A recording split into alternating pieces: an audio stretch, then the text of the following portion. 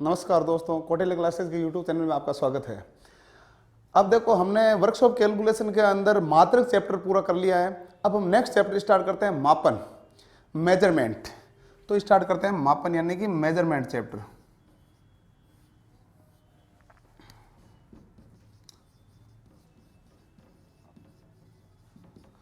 Measurement chapter में हम पहले दो तरह के देखेंगे मापन में। एक तो मापन के प्रकार,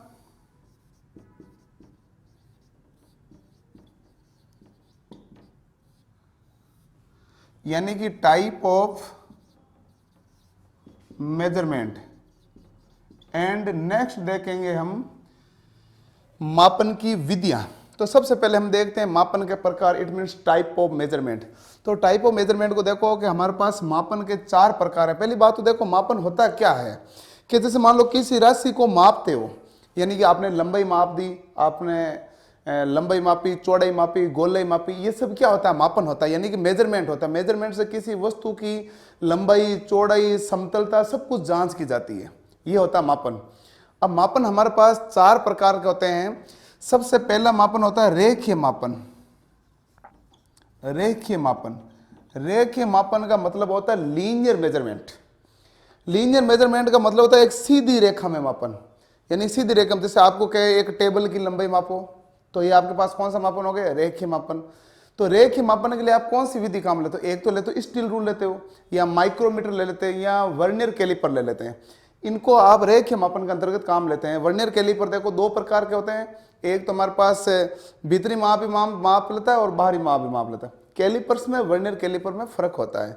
हम बात करें वर्नियर कैलिपर की, तो वर्नियर कैलिपर भी हमारे पास दो प्रकार के होते हैं, एक तो जो भीतरी माप मापता है, एक बाहरी माप माप लेता है। ठीक है, तो ये जो मापन मापता है वो कौन सा माप हो जाता है, रेखीय मापन, यानी कि लीनियर मेजरमेंट। दूसरा रेखीय मापन।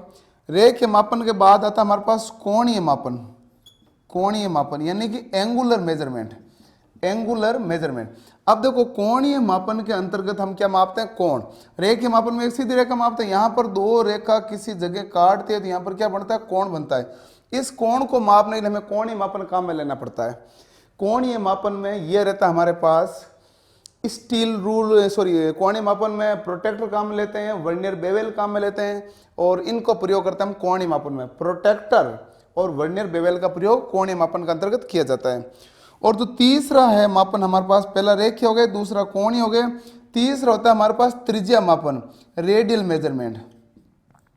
त्रिज्या मापन, रेडियल मेजरमेंट, इसमें किसी वस्तु की गोलाई मापी जाती है। जैसे मान लो यहाँ गोलाई काटोगे, गोलाई एक तरह से क्या होता है, आर्क होता है ना, चाप हो गया, तो इस गोलाई की क्या होती है, त्रिज्या होती है। तो ये हमारे पास क्या कहलाएगा, त्रिज्या मापन। और चौथा अंतिम है समतल सतह का मापन। समतल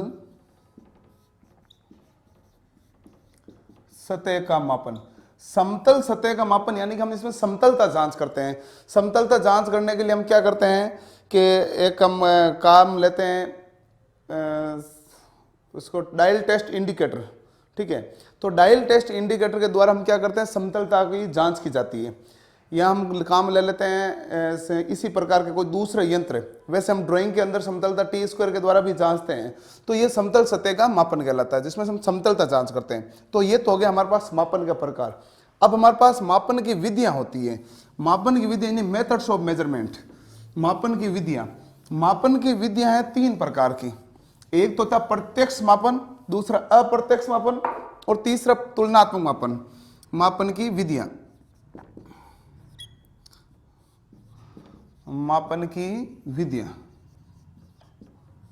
मापन की विधि हमारे पास मेनली तीन प्रकार रहते। एक होता है प्रत्यक्ष मापन यानी डायरेक्ट मेजरमेंट। प्रत्यक्ष मापन, प्रत्यक्ष मापन का मतलब होता है कि जैसे आपको कहते हैं कि किसी जगह की लंबाई मापनी है, आप क्या करते हो, स्टील टेप ले लेते हैं, स्टील रूल लेके आप सीधी लंबाई माप लेते हैं। या आप जो दूसरा कोई टेप लेके उसकी डायरेक्ट लंबाई माप लेते हैं कि भाई लेंथ कितनी है, 3 मीटर है, 5 मीटर है, 2 सेंटीमीटर है, 10 सेंटीमीटर है, जो भी लंबाई मापते हैं उसको आप डायरेक्टली मापते हो, वो क्या कहलाता है आपका पास, प्रत्यक्ष मापन। दूसरा होता है इसमें अप्रत्यक्ष मापन, इनडायरेक्ट मेजरमेंट। अप्रत्यक्ष मापन के लिए देखो कि अब क्या है, जैसे मान लो मुझे पूछे कि इस अक्षर की चौड़ाई क्या है, मैं मार्कर से करके करता हूँ। अच्छा, अक्षर की चौड़ाई मार्कर से आधी है, यहाँ तक मैंने निशान लगा दिया। फिर इस निशान को मैं ले जाके इस स्केल के ऊपर रखूंगा, पता चलेगा 3 सेंटीमीटर या 5 सेंटीमीटर या 4 सेंटीमीटर जो भी है। ये इसकी हमारे पास अक्षर की मोटाई या लंबाई हाइट आ गई। तो मैंने डायरेक्टली यहाँ पर स्केल नहीं लगाई।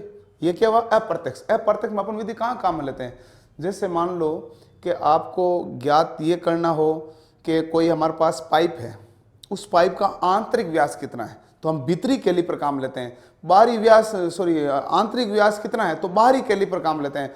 और बाहरी व्यास कितना है, तो हम भीतरी कैलिपर काम लेते हैं। क्योंकि देखो, जो हमारे पास भीतरी कैलिपर होते हैं उनमें तो वो अंदर की तरफ मुड़े होते हैं, तो इसमें बाहरी व्यास मापने के लिए काम लेते हैं। और बाहरी कैलिपर में लेग बाहर की तरफ मुड़े होते हैं, ये भीतरी माप मापने के लिए काम में लिए जाते हैं। तो ये मापन कहलाता है अप्रत्यक्ष मापन। और तीसरा होता है हमारे पास तुलनात्मक मापन, यानी कि हम किसी स्केल के साथ कंपैरिजन करते हैं। अच्छा, इस स्केल में ये मापन हुआ तो इस स्केल में ये मापन हुआ, तो ये जो तुलनात्मक मापन है ये हमारे पास कहलाता है थर्ड टाइप, यानी कंपेरिजन स्केल। तो ये हमारे पास मापन का बेसिक मेथड है। अब जो सवाल पूछा जाता है ये तो सब जानते हैं। सवाल पूछा जाने वाला वो बात होती है कि आपको पूछे कोटि मान अंक क्या है।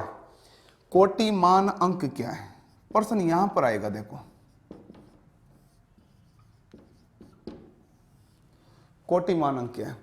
कोटि मान अंक देखो ध्यान से, जैसे मान लो मैंने लिख दिया 650। पहले मैं कोटि मान लिखने के तरीका सिखा रहा हूं, आप देखना पहले। तो अभी कोटि मान का आंसर नहीं है, सीधा 6.50 into 10 to the power 2। इसका मतलब है जब आपने कोटि मान अंक में अभी तक मैं व्यक्त नहीं हुआ, अभी तो मैंने इसको 650 को 6.50 into 10 की घात 2 में कन्वर्ट किया है। कन्वर्ट करते समय ध्यान रखना है कि दशमलव के बाईं तरफ केवल एक ही संख्या है। दशमलव के बाईं तरफ केवल एक ही संख्या है। यहां जैसे मान लो मैंने लिख दिया 1380, तो आप कहेंगे 1.38 into 10 to the power 3। क्योंकि देखो 3 संख्या छोड़ के यहाँ दशमलव है ना इधर, तो 3 10 की घात क्या हो गई 3। यहाँ पर 2 संख्या छोड़ के तो 10 की घात क्या हो गई 2। ये ध्यान रखना आपको, ठीक है। यह मान लो आपको दे दें 14, ये दे दिया 14,572, तो आप लिखें 1.4572। यहाँ पर 4 संख्या है, तो इंटू 10 to the power क्या करेंगे 4। ये तो केवल लिखने का तरीका, अभी तो कोटि मान अंक नहीं है यार। अब देखना, इसके बाईं तरफ कितना अंक है, केवल एक। इसके बाईं तरफ केवल अंक कितना आना चाहिए, एक ही अंक आना चाहिए।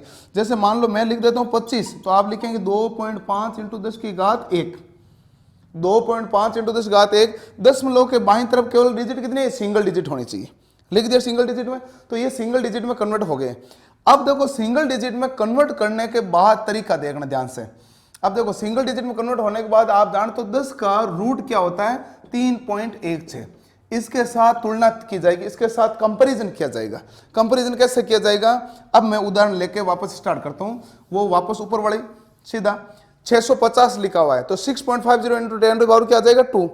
अब देखो 6.5 है, ये हमारे 3.16 से बड़ा है।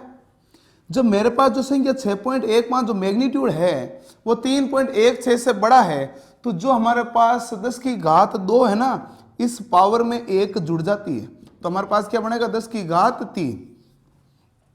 पावर में 1 जुड़ जाती है तो 10 की घात क्या हो जाएगा 3। तो अब कोटिमान अंक क्या हुआ, ये हुआ कोटिमान अंक क्या आ गया भाई 10 to the power 3। किसका यार 650 का। प्रश्न है 650 का कोटिमान अंक क्या है, तो सबसे पहले मैग्नीट्यूड और 10 to the power ऑर्डर में चेंज करो। 6.50 into 10 to the power 2। दशमलव के बाईं तरफ केवल सिंगल डिजिट रखनी है, रख दिया। अब देखो जो 6.5 है वो 3.16 से बड़ा है। जब 3.16 से बड़ा होता है तो आप देखो कि यहां पर 3.16 से बड़ा है, तो घात में आप क्या करोगे +1 जोड़ देंगे। तो इस प्रकार आपके ये कोटिमान अंक हो गया। अब देखो नेक्स्ट क्वेश्चन और देता हूं एक। यदि मान लो आपको लिखा हुआ है 275 275, तो आप लिखेंगे 2.75 into 10 to the power 2। 2.75 into 10 to the power 2। अब देखो 2.75 है, वो 3.16 से बड़ा नहीं होकर 3.16 से क्या हो गया छोटा। जब वो 3.16 से छोटा है तो यहां पर जो घात 10 की घात 2 है इसमें कुछ नहीं जुड़ेगा, यही आपका कोटिमान वो का वही रह जाएगा। तो ये आपका आ गया कोटिमान अंक। आया होगा, आई थिंक आपको काफी सारा क्लियर हो गया। चलो नेक्स्ट एक और प्रश्न देखते हैं, बहुत इजी सा, कुछ है ही नहीं कोटिमान अंक में।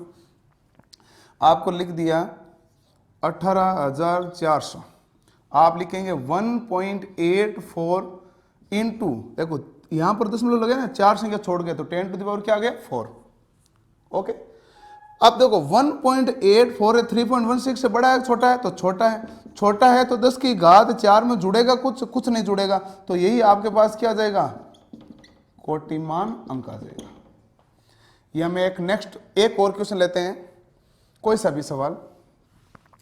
वो सवाल इस प्रकार रहते हैं कि 7,320, तो आप लिखेंगे 7.320 इंटू 10 टू दी पावर 3 है, 3 लिख दो। अब देखो 7.32 है, वो 3.16 से बड़ा है, तो 10 की घात 3 में 1 जुड़ेगा, तो 10 टू दी पावर 4 आपका क्या जाएगा, कोटिमान अंक आ जाएगा। यदि मान लो ऋणात्मक में संख्या हो तो क्या करें, सवाल है पृथ्वी की त्रिज्या का कोटिमान अंक कितना है, 10 टू द पावर 7, क्योंकि 6400 किलोमीटर है, उसको मीटर में बदलोगे 10 की घात 3 और आ जाएगा। क्लियर है। अब आपको पूछे 0.0023 इसका कोटिमान अंक बताओ। आपको तो दशमलव यहां चाहिए, इसको आप क्या दशमलव पॉइंट यहां लगाएंगे, तो 2.3। अब ये पॉइंट यहां पर खिसक इधर आए तो 10 की घात क्या हो जाएगी, -3, 10 टू द पावर -3, ये आपका कन्वर्ट हो गया। अब देखो 2.3 है, वो 3.16 से छोटा है, 3.16 से छोटा, तो 10 की घात -3 का -3 ही है। यदि 3.16 से बड़ा होता तो इसमें आप 1 जोड़ते, और 1 जोड़ते तो 10 की घात -2 हो जाता। -3 में +1 जोड़ोगे तो -2 हो जाएगा। तो ये तो आपका था कोटिमान अंक, सिंपल सा। दूसरा प्रश्न आता है आपके पास इस मेजरमेंट के अंदर, सार्थक अंक। सार्थक अंक क्या होता है,